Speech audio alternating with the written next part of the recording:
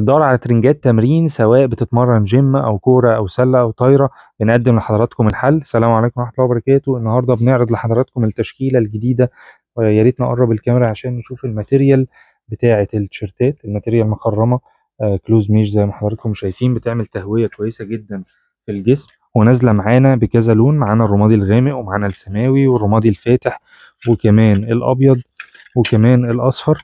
التشكيله بتاعتنا نازله عندنا بالبناطيل او بالشورتات.